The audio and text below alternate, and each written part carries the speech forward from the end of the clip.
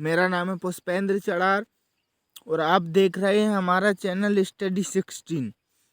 Study 16 में आज हम बात करेंगे इंडियन पीनल कोड 1860 के पार्ट 21 की। स्टडी 16 में हम पहले पार्ट 20 डिस्कस कर चुके हैं आईपीसी के एमपी सिविल जज के लिए बहुत ही महत्वपूर्ण ऑब्जेक्टिव की, जो कि आज का हमारा पार्ट है मिथ्या साक्ष्य के विरुद्ध अपराध। 191 धारा 191 से धारा 129 तक है।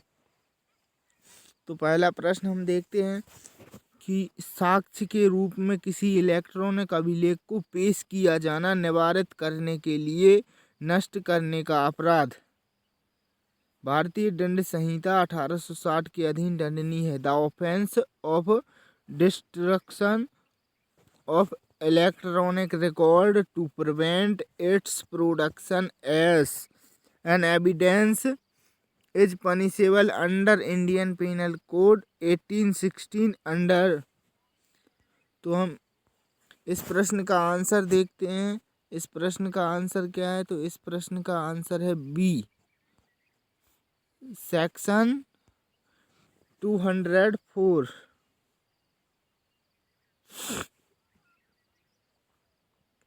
इसकी हम व्याख्या देखते हैं। व्याख्या में क्या दिया हुआ है? व्याख्या में दिया हुआ है कि भारतीय दंड संहिता की धारा 204 के अंतर्गत साक्ष्य के रूप में किसी दस्तावेज या इलेक्ट्रॉनिक अभिलेख का पेश किया जाना निवारित करने के लिए उसको नष्ट करना दंडनीय है। यदि कोई इलेक्ट्रॉनिक प्रूफ है, अभिलेख है, रिकॉर्ड है, यदि उसको कोई नष्ट करता है तो उसको वह निवारित करता है और नष्ट करने वाले को दंड देने का प्रावधान आईपीसी में किया गया है। सेक्शन 203 क्या कहता है? सेक्शन किए गए अपराध के विषय में मिथ्या इत्तला यानी मिथ्या पूर्वक दी गई सूचना। और 202 क्या कहता है? इत्तला देने के लिए आबद्ध व्यक्ति द्वारा अपराध की इत्तला देने का साशय लोप। सेक्शन 201 क्या कहता है? अपराध के साक्ष्य का विलोपन यानी जो क्राइम का जो एविडेंस है उसको समाप्त करना या अपराधी को प्रतिच्छादित करने के लिए मिथ्या इत्तला देना। अगला प्रश्न देखते हैं। अगला प्रश्न है भारतीय दंड संहिता की कौन सी धारा बेईमानी से न्यायालय में मिथ्या दावा करने के लिए दंड का प्रावधान करती है? तो कौन सी धारा करती है? तो वह धारा 209 बेईमानी से न्यायालय में मिथ्या दावा करने के लिए दंड का प्रावधान करती है।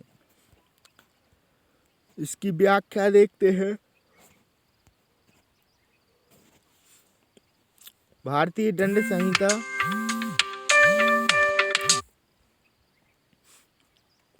दंड संहिता की धारा 209 के अनुसार जो कोई कपट पूर्वक या बेईमानी से या किसी व्यक्ति को क्षति या क्षोभ कारित करने के आशय से न्यायालय में कोई ऐसा दावा करेगा जिसका मिथ्या होना वह जानता हो, वह दोनों में से किसी भांति के कारावास से जिसकी अवधि 2 वर्ष तक की हो सकेगी दंडित किया जाएगा और जुर्माने से भी दंडनीय होगा।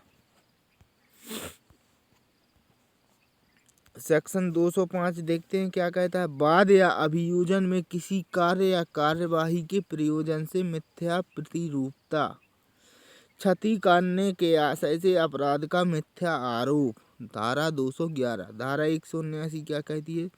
प्रश्न करने के प्राधिकृत लोक सेवक का उत्तर देने से इनकार करना, मतलब सूचना का अधिकार।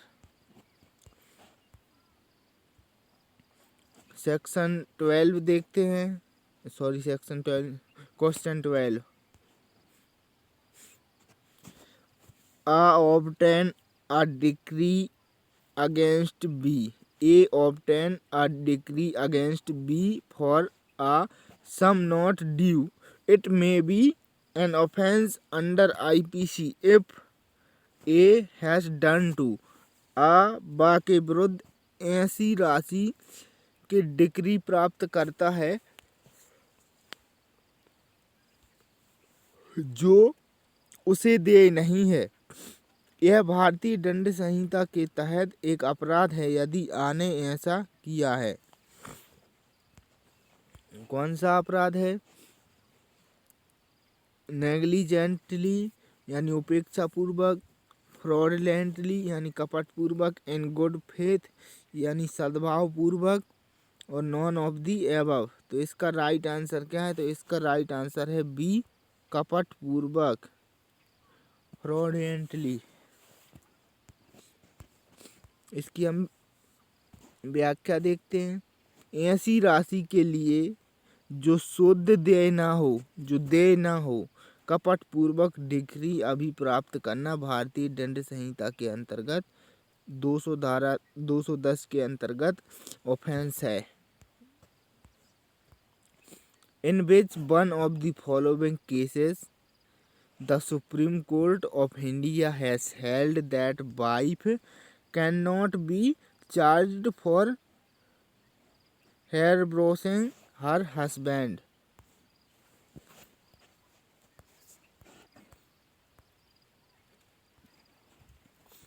उच्चतम न्यायालय ने निम्न वादों में से किस में कहा है कि पत्नी अपने पति को संरक्षण देने पर दोषारोपित नहीं किया जाएगा? तो किस वाद में कहा है? राज्य versus Ratan Singh and State of Tamil Nadu versus Nalini, Jai Narayan Mishra versus State and Sardara Singh versus State. तो इसका राइट आंसर क्या है? State of Tamil Nadu versus Nalini.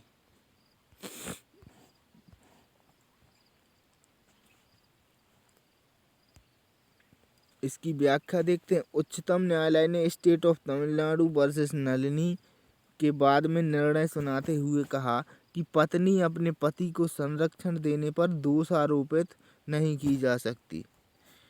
यानी पत्नी अगर अपने पति को संरक्षण देती है तो वह दोषी नहीं होगी। जबकि मध्य प्रदेश वर्सेस रतन सिंह के बाद जेल में 20 वर्ष का कारावास पूर्ण कर लेने से संबंधित है, और सरदार सिंह वर्सेस स्टेट का बाद पटवारी पद पर नियुक्ति से संबंधित है। और आईपीसी की धारा 212 अपराधों को संश्रय देना के संबंध में प्रावधान करती है। इस धारा के अपवाद के अनुसार इस उपबंध का विस्तार किसी ऐसे मामले पर नहीं होता जिसमें अपराधी को संशय देना या छुपाना उसके पति या पत्नी से भिन्न हो। अगला प्रश्न देखते हैं। knowing that her husband B has committed knowing that her husband B has committed murder, knowingly consent in order to screen him from legal punishment, A is liable for।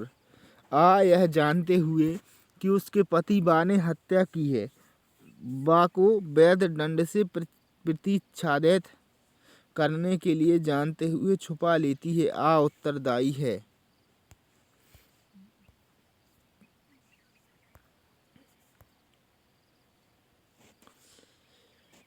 सामान्य आशय रखने के कारण हत्या के लिए, संश्रय देने के लिए यानी हेयर ब्रोइंग, सहायता द्वारा दुष्प्रेरण के लिए आ ने कोई अपराध नहीं किया। तो इसका राइट आंसर क्या है? इसका राइट आंसर है D, A has committed no offence. आ ने कोई अपराध नहीं किया। इसकी हम व्याख्या देखते हैं।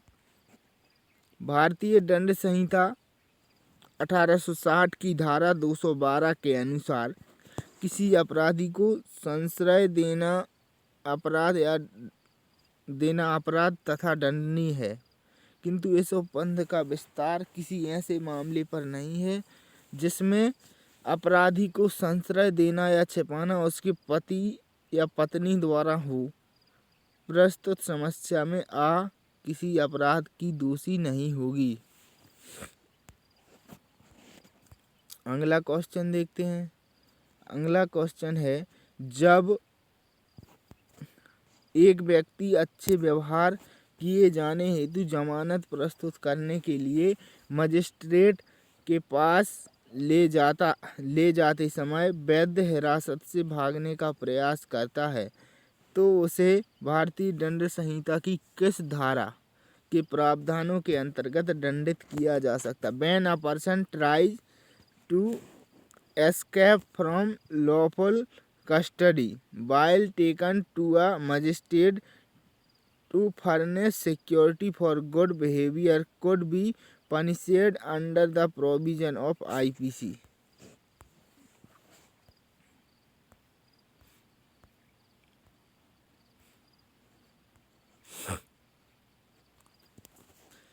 Section 224, section 225, section 225A, section 225B।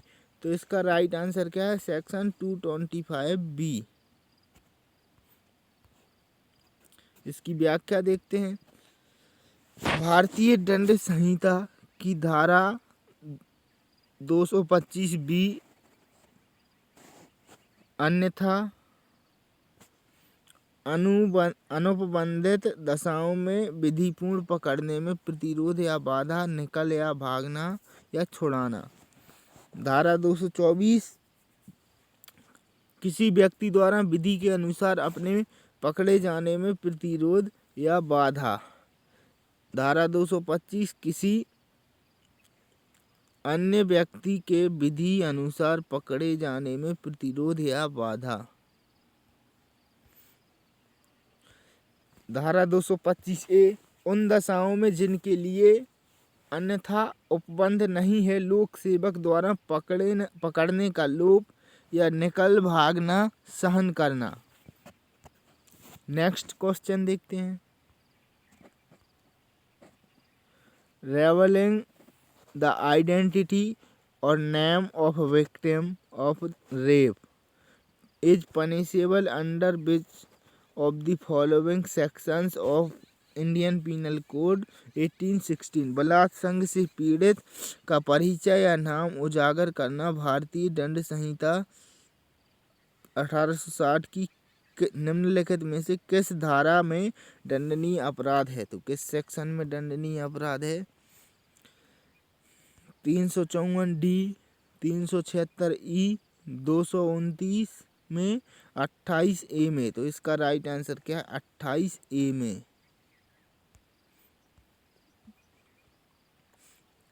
भारतीय दंड संहिता की धारा 228A के अंतर्गत बलात्संग से पीड़ित व्यक्ति की पहचान का प्रकटीकरण करना दंडनीय अपराध है। धारा 229 में जूरी सदस्य मेंबर या असेसर का प्रतिरूपण तथा धारा 354D में पीछा करना, 376E में पुनरावृत्तिकर्ता अपराधियों के लिए दंड का उपबंध किया गया है। नोट: धारा 354D एवं 376E को दंड विधि संशोधन अधिनियम 2013 द्वारा अंतः स्थापित यानी जोड़ा गया है। अगला क्वेश्चन देखते हैं। Disclosure of the identity of a victim of rape is punishable under which section of IPC? बलात्संग की पीड़ित का परिचय प्रकट भारतीय दंड संहिता की किस धारा के अंतर्गत दंडनीय है? यानी प्रकट करना। तो किस धारा के अंतर्गत? 228, 228 का 376A, 376B। तो इसका राइट आंसर क्या है? तो इसका राइट आंसर है 228A। इसकी व्याख्या देखते हैं। भारतीय दंड संहिता की धारा 228A बलात् संघ के पीड़िता की पहचान प्रकट करने एक अपराध है। प्रकट करना एक अपराध है। यह प्रावधान दंड विधि संशोधन अधिनियम 1983 द्वारा जोड़ा गया और दंड विधि संशोधन अधिनियम 2013 व 2018 द्वारा इसमें कुछ परिवर्तन किया गया है। अगला प्रश्न देखते हैं। Disclosure of the identity of a victim of rape is punishable under. तो यह प्रश्न हम पहले भी देख चुके हैं, इसको हम इस बार नहीं देखेंगे। अगला प्रश्न देखते हैं। यह प्रश्न भी हम देख चुके हैं, लेकिन इसको हम देख लेते हैं। बलात्कार की पीड़िता की पहचान का प्रकटीकरण दंडनीय है। 228A। इसका आंसर क्या है? डी। 228A के अंतर्गत यदि बलात्कार से जो पीड़िता है, यदि उसको आइडेंटिफाई करते हैं तो पनिशेबल है। किस सेक्शन के अंतर्गत? Section 228A। इसकी व्याख्या देखते हैं। कतिपय अपराधों आदि से पीड़ित व्यक्ति की पहचान का प्रकटन। धारा 228 न्यायिक कार्यवाही में बैठे हुए लोक सेवक का शासय अपमान। धारा 376D सामूहिक बलात्संग को डिफाइन किया गया है और धारा 376E पुनरावृत्त अपराधी के लिए दंड। अगला प्रश्न देखते हैं। यह प्रश्न भी हम देख चुके हैं कि बलात्संग पीड़िता का परिचय प्रकटन भारतीय दंड संहिता 1860 की निम्न धारा में दंडनीय है। तो किस धारा के अंतर्गत? 228A।